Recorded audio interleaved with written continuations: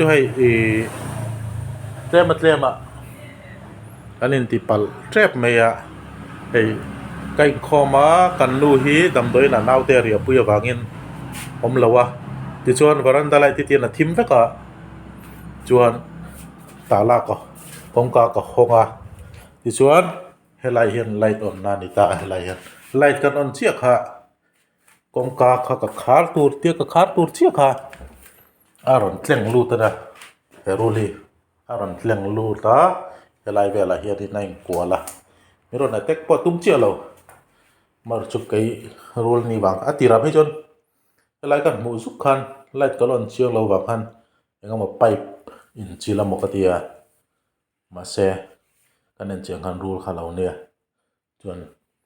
helai ni hliap ho pakati ka la ka vota alu po ho ka fu chia lo ang ka vota tuna po hian in ala thi chiang chia lo garia chuan ama hi khua wang ru la lo dia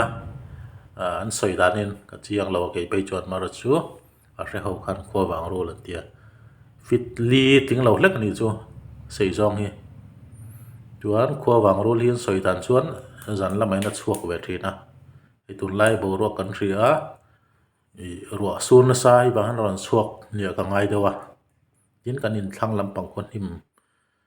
ram be deuh hleka ti chuan he khua wang rul ani chuan poisonous lutuk venomous lutuk kha lo ni a mizoram po ai an thi pui rul chuka chura thi pui na sat ber ang khan an soi ni mar choi van nei thak takin kan that thei lawa that thei lo ti la la thi chiang chia lo mai thei ar chu ti khan che thei to lawa chu vel chu ni sanin kan bo rok chu khom bang miron welcome ani herulian khai a lo bang lang khop mai